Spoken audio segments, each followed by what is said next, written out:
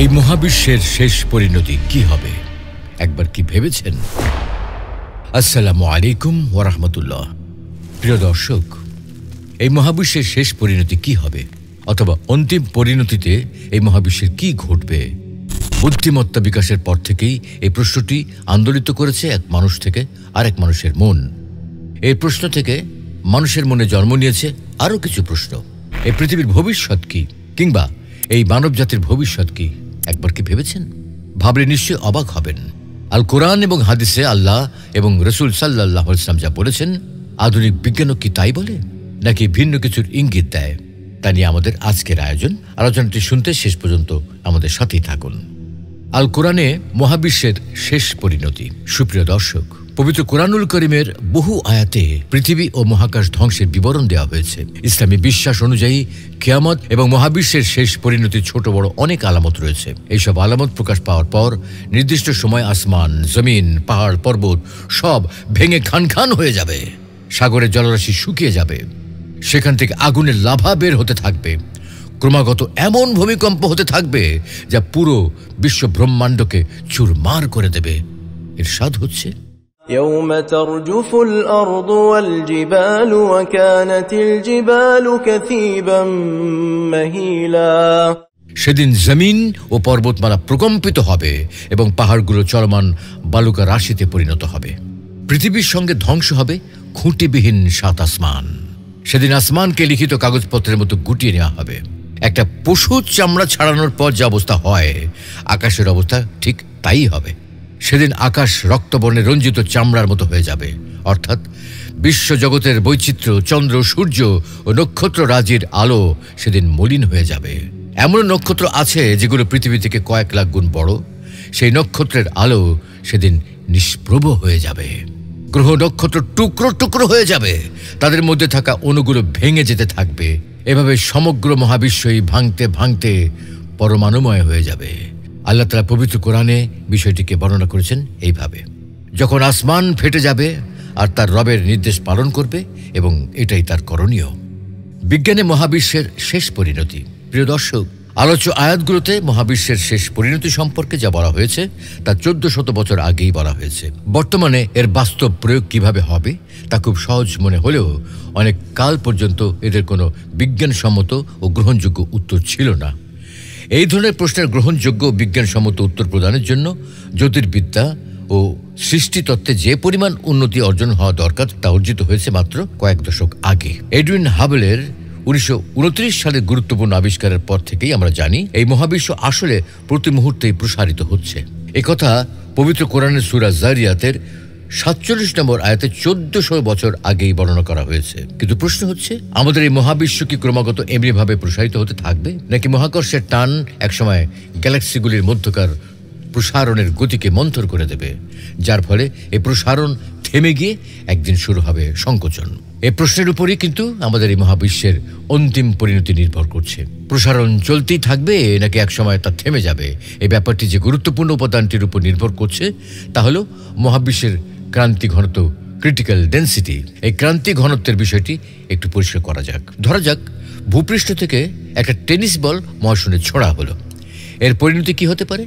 এক্ষেত্রে সম্ভাবনা দুটি। বলের বেগ যদি কোনোভাবে পৃথিবীর মুক্তি বেগকে অর্থাৎ এসকেপ ভেলোসিটি ছাড়িয়ে যেতে পারে, তবে বলটা আর পৃথিবীতে ফিরে আসবে না। আর যদি বলটার বেগ মুক্তি বেগের চেয়ে অনেক কম হয়, সেক্ষেত্রে বলটা উপরে উঠতে উঠতে একটা নির্দিষ্ট উচ্চতায় পৌঁছে মধ্যাকর্ষণের টানে আবার পৃথিবীতে ফিরে আসবে। মহাবিশ্বের অবস্থাও আমাদের উদাহরণের ওই বলের মতো। এর কাছেও এখন দুটি পথ খোলা।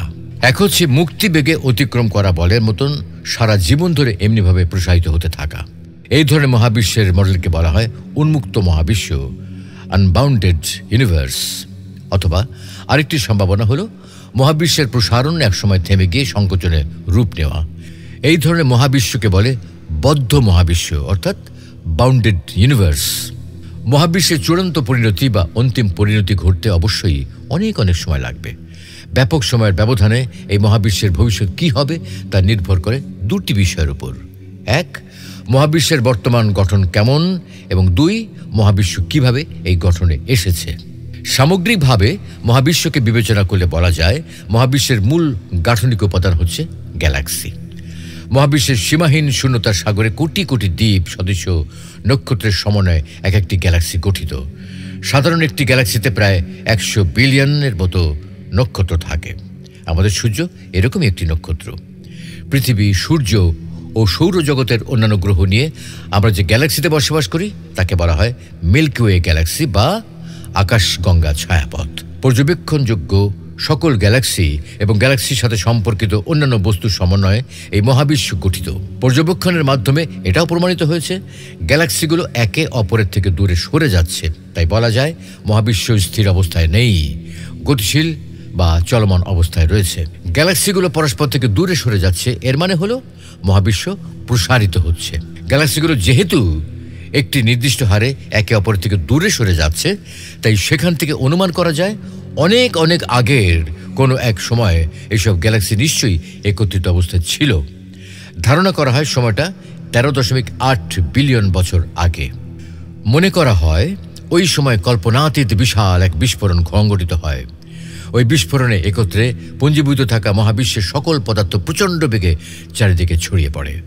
পরবর্তীতে এসব পদার্থ আলাদা আলাদাভাবে ঘনীভূত হয়।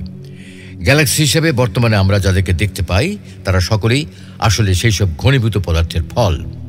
আলাদা আলাদা অঞ্চলে ঘনীভূত হয়ে জন্ম নিয়েছে আলাদা আলাদা গ্যালাক্সি।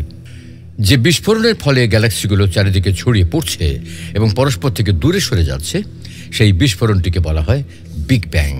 বিশ্ব সৃষ্টিতত্ত্বের সবচেয়ে গুরুত্বপূর্ণ কয়েকটি প্রশ্নের মাঝে একটি হচ্ছে, মহাবিশ্বের এই প্রসারণ কি চিরকাল চলতেই থাকবে, নাকি ভবিষ্যতে কোনো এক সময় প্রসারণ বন্ধ হয়ে সংকোচন শুরু হবে? এর স্পষ্ট কোনো উত্তর এখনো জানা নেই। তবে এই প্রশ্নটি জ্যোতির্বিজ্ঞানীদেরকে তাড়িয়ে বেড়ায় সবসময়। মহাবিশ্বের অন্তিম পরিণতি, মহাবিশ্বের চূড়ান্ত নিয়তি নির্ভর করে এই প্রশ্নের উত্তরের উপরে। বেশ কিছু বিজ্ঞানভিত্তিক সাক্ষ্য প্রমাণ বলে মহাবিশ্ব উন্মুক্ত, তবে এটি পুরোপুরি নিশ্চিত নয়।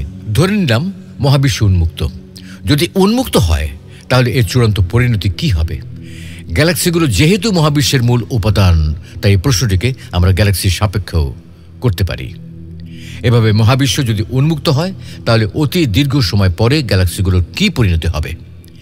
একটি সাধারণ বা টিপিক্যাল গ্যালাক্সির কথা বিবেচনা করি। এই ধরনের একটা গ্যালাক্সি মূলত অনেকগুলো নক্ষত্রের সমন্বয়ে গঠিত।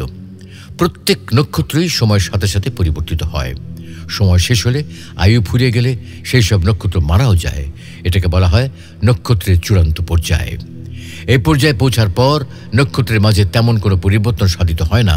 যা হয় তা খুবই সামান্য। এই সামান্যটুকু হতেও অতি বিশাল সময়ের প্রয়োজন হয়, কমপক্ষে 10 বিলিয়ন বছর লাগে। 3 উপায়ে নক্ষত্রের মৃত্যু হতে পারে: শ্বেত বামন, নিউট্রন নক্ষত্র ও ব্ল্যাক হোল। এই 3 পর্যায়ে নক্ষত্রের উপাদানগুলো অত্যন্ত ঘনীভূত অবস্থায় থাকে। এদের মাঝে যে নক্ষত্রের উপাদানগুলো সবচেয়ে বেশি ঘনীভূত অবস্থায় থাকে সেগুলোকে বলা হয় ব্ল্যাক হোল। যদি যথেষ্ট সময় দেখা হয় তাহলে এক সময় একটি গ্যালাক্সির সকল নক্ষত্রই মারা যাবে। সেসব নক্ষত্রের কোনো কোনোটিতে শ্বেত বামন হবে, কোনো কোনোটি নিউট্রন নক্ষত্র হবে, আর কোনো কোনোটি হবে ব্ল্যাক হোল।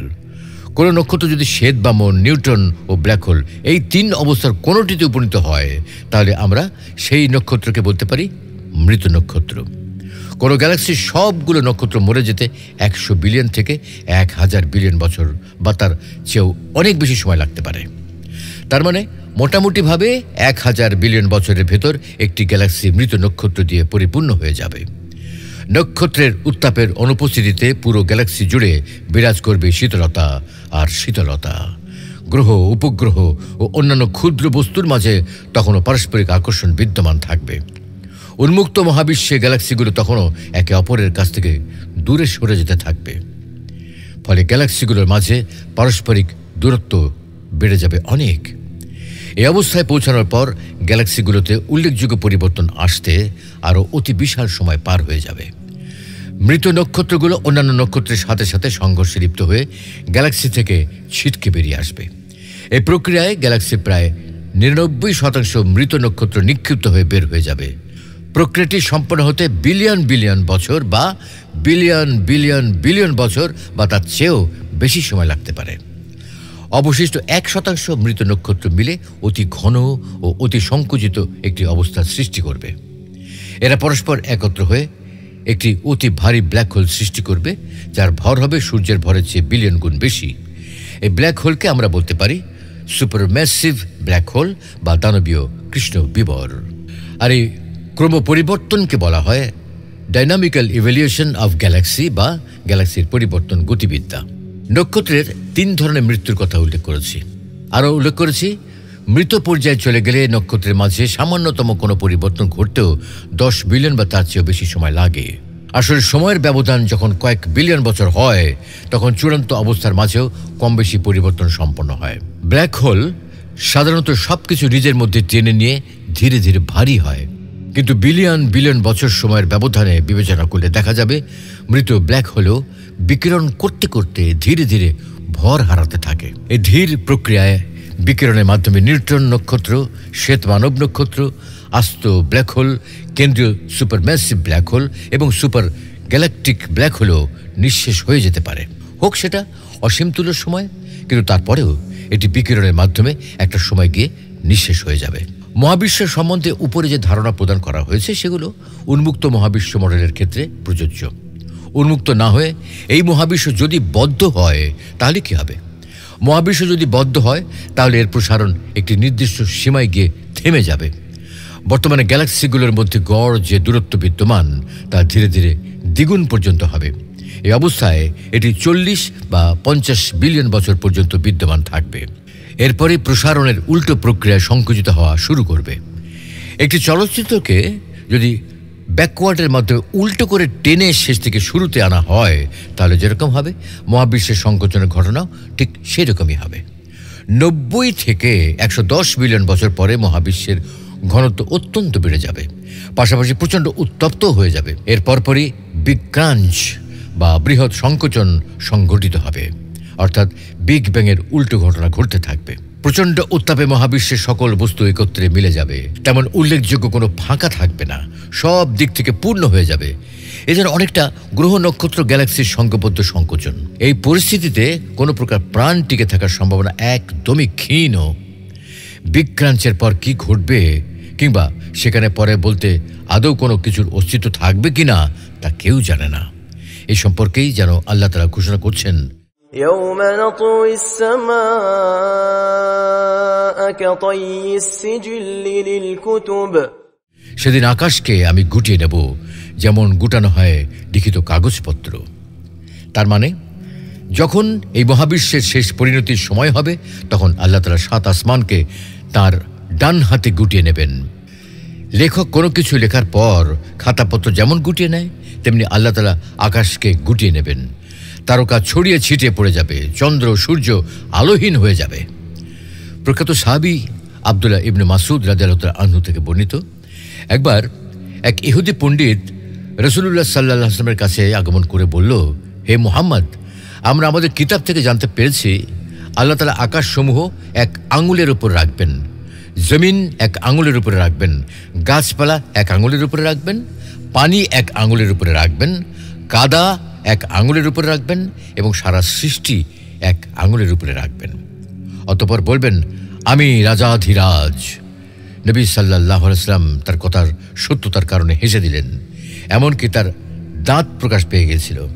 তখন তিনি এই আয়াত তেলাওয়াত করলেন, وما قدر الله حق قدره والأرض جميعا قبضته يوم القيامة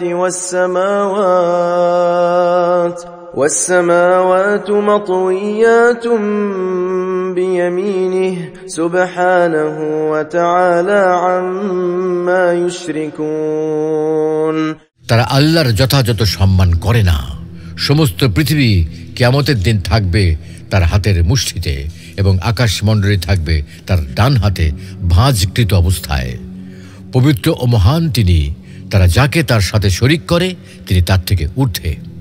মোট কথা, এই আয়াত এবং হাদিস থেকে প্রমাণিত হয় চূড়ান্ত পরিণতির সময় সংঘবদ্ধ সংকোচনের মাধ্যমে নিউট্রন নক্ষত্র, শ্বেত বামন নক্ষত্র, আস্ত ব্ল্যাক হোল, কেন্দ্রীয় supermassive black hole, super galactic black hole সবকিছু জ্বলে পুড়ে গলে নিঃশেষ হয়ে যাবে। সেদিন আল্লাহর হুকুমে ভূগর্ভস্থ গ্যাসীয় আগুন এবং ভূপৃষ্ঠের সমুদ্রের আগুন মিলিত হয়ে চোখের পলকে সমস্ত পৃথিবী জ্বলে পুড়ে একাকার হয়ে যাবে। আল্লাহ রাব্বুল আলামিন যেন সেই কথাই নিজের ভাষায় ঘোষণা করেছেন, যেদিন পরিবর্তিত করা হবে এই পৃথিবীকে অন্য পৃথিবীতে এবং পরিবর্তিত করা হবে আকাশসমূহকে, আর লোকেরা হাজির হবে একক ও পরাক্রমশালী আল্লাহর সামনে। আল্লাহ রাব্বুল আলামিন সেই দিন আমাদের সকলকে তার সামনে পূর্ণ ঈমানের সাথে হাজির হওয়ার তৌফিক দান করুন। আমিন।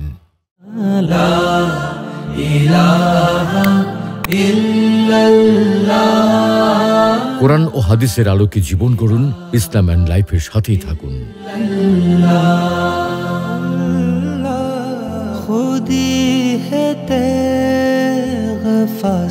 ইসলাম and life, ultimate path of light.